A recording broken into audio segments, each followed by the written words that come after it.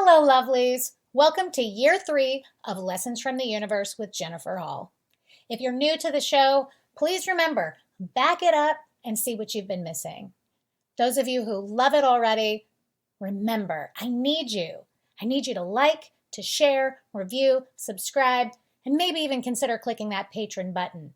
Let's grow our community so that we can grow and learn together. Hello, lovelies. As you know, I tend to have themes, or maybe you don't know. Always, since this all really started unfolding for me, I'll have a theme. It will be everybody in a week, or it will be all the things circling around me. Every post I see, everything will be pointing, well, almost every, will be pointing at something specific.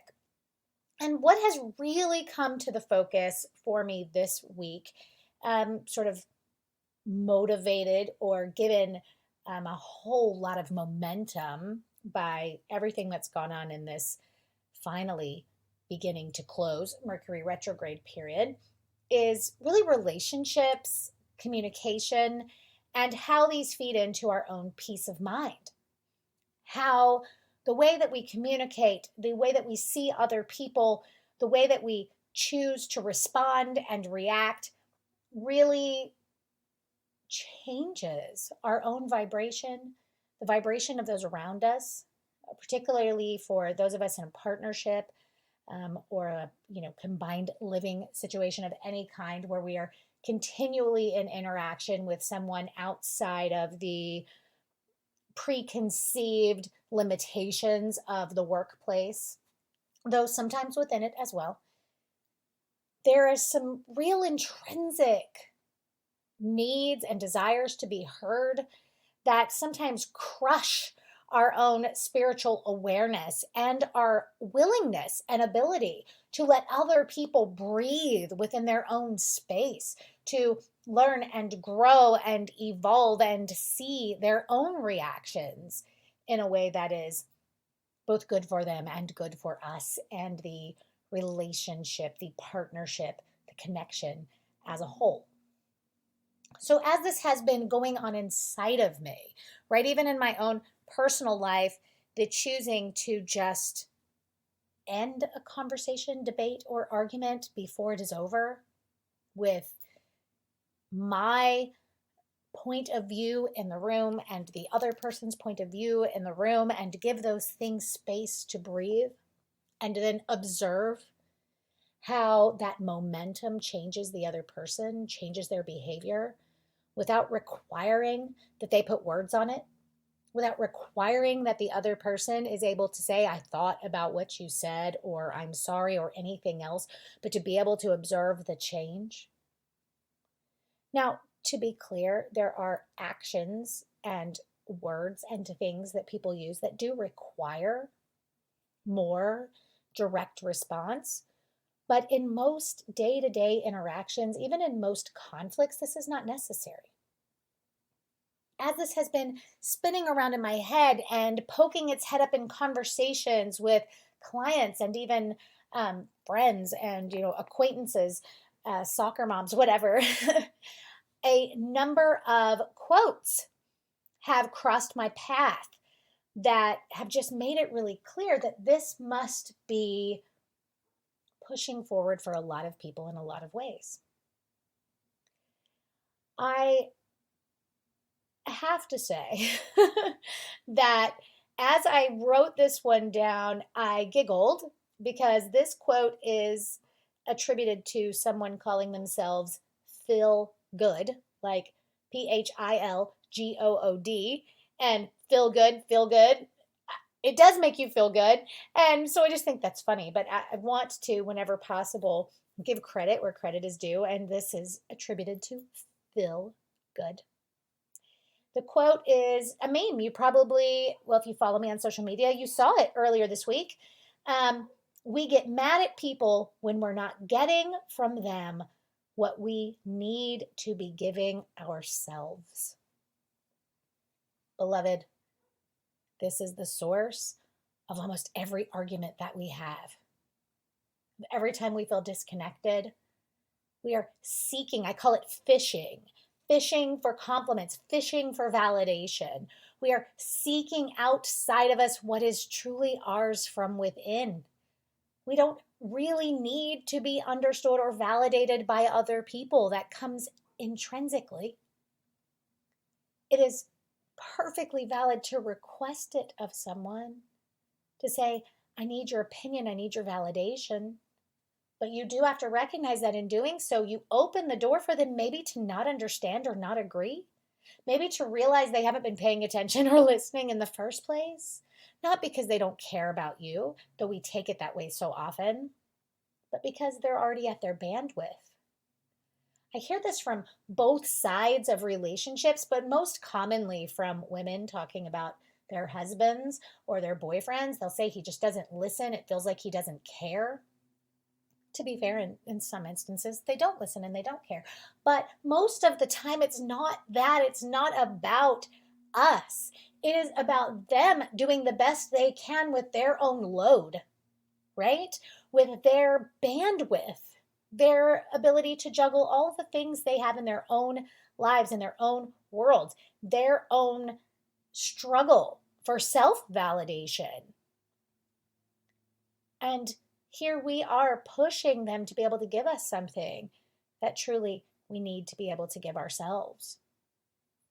When we can validate ourselves, when we can be proud of ourselves, then anything else that we get is just icing on the cake, and it comes flowing naturally out of people because there's no pressure.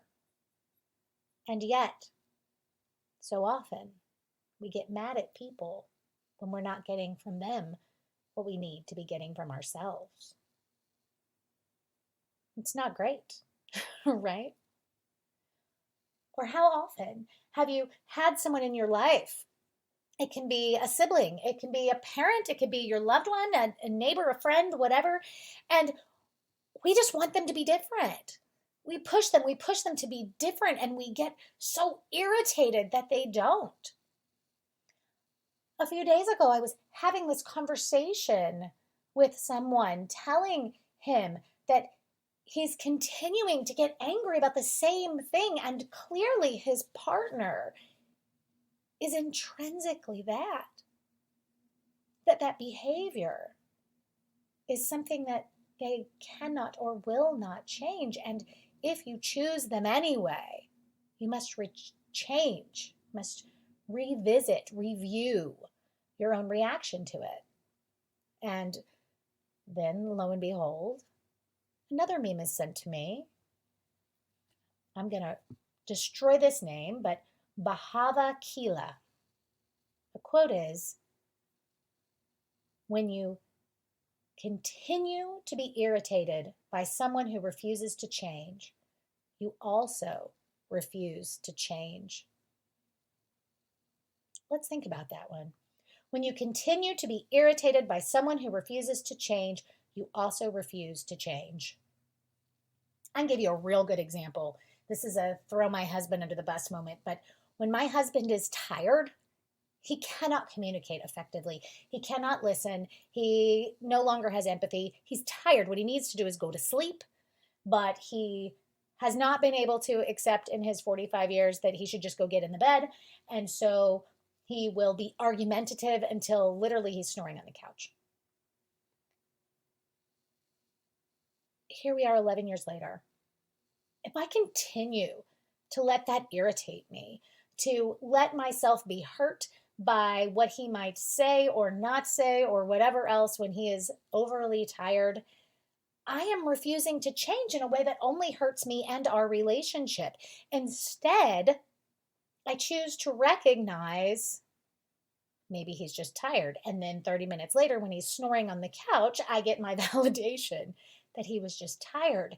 And I have allowed myself to accept that nothing he might argue with, disagree with, or whatever in the hour preceding that moment of snoring on the couch, that none of it has any value.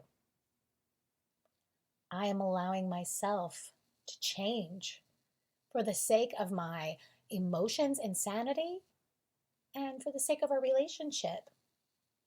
Because this is something he has not been able to change. Why?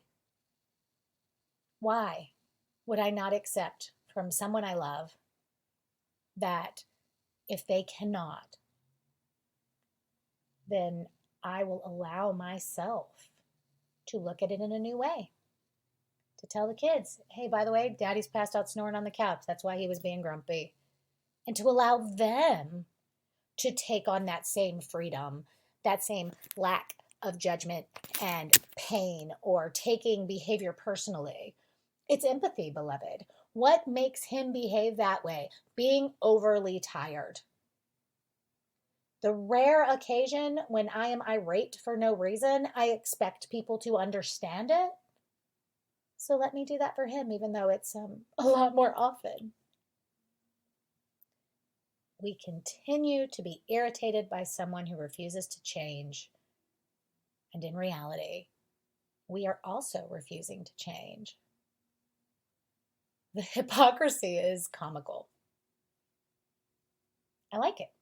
I like it.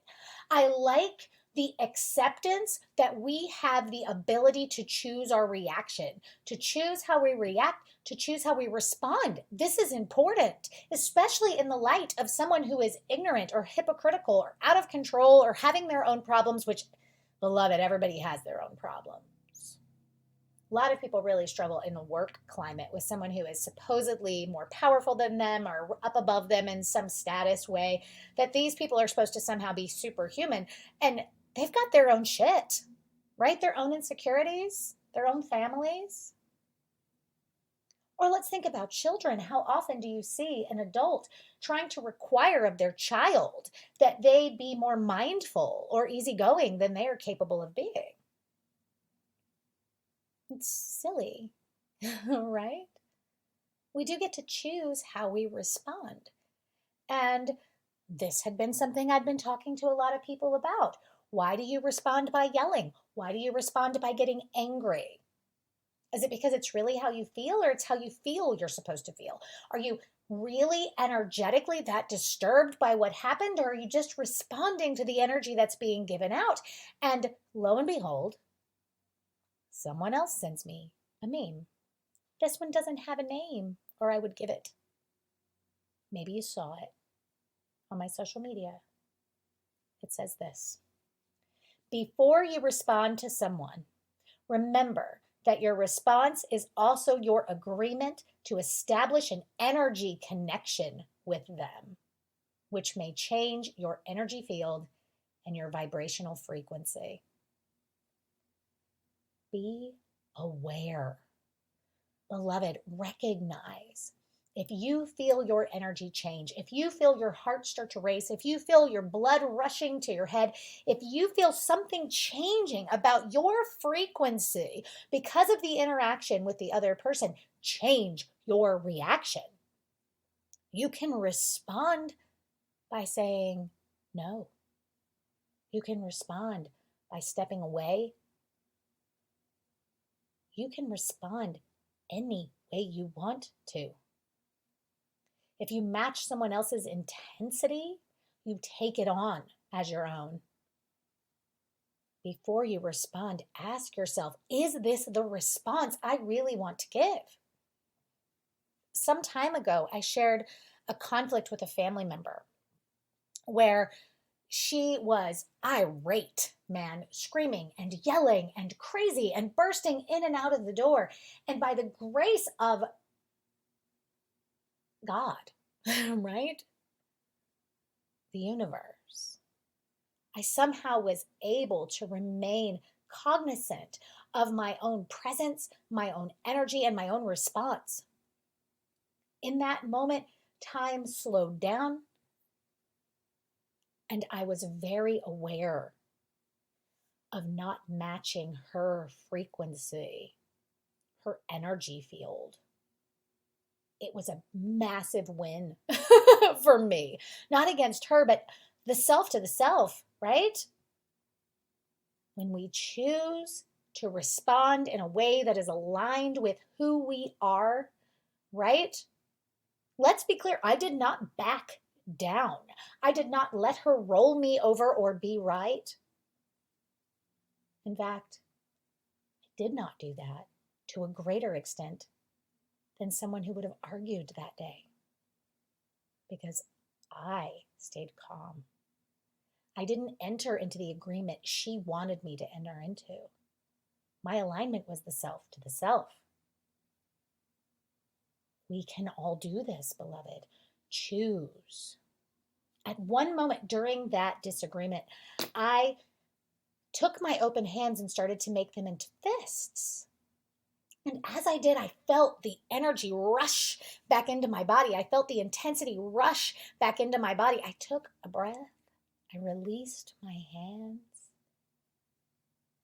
and returned my presence to my own peace and calm, to the concept that I don't want to have any regret for the way I respond. And I don't want to give her the power to choose my reaction or my response for me. This is a example, a really loud one. It was at the time. And I believe examples are the best way to teach. Beloved, even when the anger rushes over you, you can let it keep going. You don't have to take it in. You don't have to take it on. Before you respond, ask yourself, do I want to make this energy connection? Do I have to do it in the way they present it? No, you don't. Even if they are bigger, louder, or seemingly, presumably more powerful than you, we get to choose. Choice is huge, and the peace of mind that comes with it is huge. That relationship has ended. I have no regrets. I don't look back and think I should have kept my cool. I shouldn't have said that. I shouldn't have yelled. I shouldn't have anything, because I didn't do any of those things. No matter what the outcome is of an energy exchange, if you are aware of your choice, then you don't have anything to be afraid of, anything to regret. And no matter what the outcome is of that conversation, of that relationship, you win. So again, this has been circling and circling and circling. And then, as the universe would have it, just to send it home and to make absolute sure that I would have this conversation with you today, I came across an article, and within it, there were 4 quotes from Buddha. I like Buddha. There were many, right? Buddha means enlightened one. Quite perfectly with this conversation we were just having about what do we do if somebody attacks us, comes at us angry, tries to force us to respond in kind, comes the first quote on this list of 4. Conquer the angry one by not getting angry. Conquer the wicked by goodness. Conquer the stingy by generosity, and the liar by speaking the truth. We have a choice, beloved. Even if you feel the power of rage washing over you, you can allow it to wash over you, to keep going. You don't have to hold it in, grab onto it. You don't have to join in the festival of lies and anger. We can choose, beloved. Conquer the angry one by not getting angry. The liar by speaking the truth. There is freedom. And when we speak the truth, we are heard. We are heard by who needs to hear. And any alignment that is broken is a blessing. I love that so much. What is the price? Choice. And choice is not a price, it's a payment, right? The Buddha said, the price of freedom is simply choosing to be. We can take that apart in so many ways. But I'm going to say it's choosing to be free. Choosing to be free of attachment, We don't need to be attached to the idea of being understood. We don't need to be attached to the idea of being validated. We don't need to be attached to the idea that it's not okay for someone to be angry at us. We don't need to be attached to anything but our own peace of mind. And in that, all right relationships thrive and flourish. Buddha said, if we could see the miracle of a single flower clearly, our whole life would change. That's a metaphor, beloved. Let's see the miracle. Let's see the miracle in last night when my husband was tired and grumpy and came really close to trying to create an argument.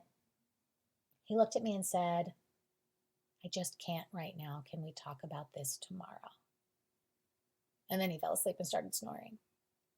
That is a miracle. That is a flower blooming. That is self-awareness growing. Would it be amazing if he could just see that and never get angry just because he was tired again? Fucking yes, right? But that is not the progress that he is making. I can honor the progress that he is making. I see the flower. Can you see the flower? Maybe the flower is not the other person. Maybe the miracle of the flower is you. Letting go. Letting go. Remembering you won't explode if you don't speak your mind. Asking your own inner guidance. Does this need to be said? Am I being misunderstood? Am I misunderstanding? Is this even the environment, the moment in time, the conversation, the presence and power in which I can be understood? And if not, we take a breath and we let go. It can be revisited another time, another day when there is receptivity. Because happiness is the path. The last quote I wanted to pull in today. There is no path to happiness. Happiness is the path. And it's a choice. It's the freedom we choose. We choose to be happy, to not allow someone else to have the power to take that away from us, to accept responsibility if we allow someone else to take that away from us, to validate ourselves and to accept responsibility if we cannot or will not do that. Not to put that pressure on someone else, because the truth is no one can say enough words to replace the own inner relationship that comes when you choose your response, you choose the way you communicate. When you remember that our spiritual awakening is a continual process where even in rest there is growth. It has no end, no precise goal. It is an unending evolution of self-awareness, of choice, of continually, patiently, and persistently pursuing our own peace of mind with each and every choice, with each and every response. It is beautiful. And in that space, we are free. We release the responsibility for other people's behavior, and we embrace only our own. We release the desire to be in control of, or the director of, or the accelerant of the path, the awakening, the life education of another person, and we simply accept our own leadership in the education of one. Yes, we have to guide our children. Yes, partnership is an important place in which our honesty and our perseverance and our belief in someone else's ability to grow is valuable. But the bottom line is, seek first the kingdom and all else will be added to you.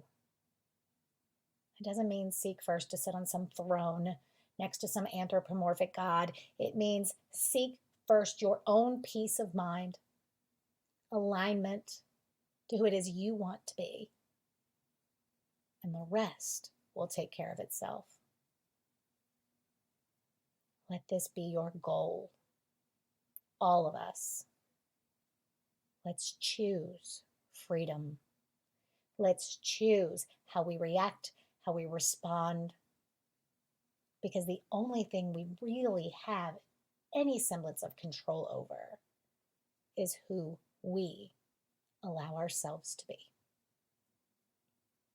Until next time, beloved, namaste. Hi, my name is Connie, and I wanted to tell you a little bit of my experience and my relationship with Jennifer. When I first met Jennifer, it was a very emotional and intense meeting. That day, when I had walked in the door, I could feel this charge of emotion and care and kindness. It was nothing short of amazing. Also that day, I had received something that I never thought I would ever get. It changed my life, literally. Or that day, when I left, I was a changed person. I had a new outlook on life. I was happier. I felt lighter. It was something I will always be grateful for. Since then, our relationship has changed. It's become one of the most incredible. I'm fighting for the words because I don't know if I can find the words that are big enough to express how much it means to me. Excuse me, I'm getting a little verklempt. The things that I've learned about myself, about the world around me, about my spirituality has been priceless. And the level of gratitude I have in regards to that is just immeasurable. I don't know how I would go on if this relationship wasn't in my life, but I know that I've learned so much that I would be able to go on. So I'm grateful for that too. I became a patron of the podcast because it gave me the opportunity to support and nurture something that nurtures my spirituality and me growing as a person and becoming my best self. I'll always be grateful for it. It'll continue to go with me throughout the course of the rest of my life.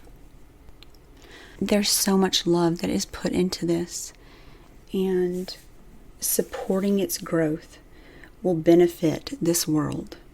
Namaste. Thank you. Thank you for joining me today for this episode of Lessons from the Universe with Jennifer Hall. It is my privilege to have your ear and your time. Come out, find me on social media, visit one of my seminars, book an educational session. However it is that I can support you, I'm here.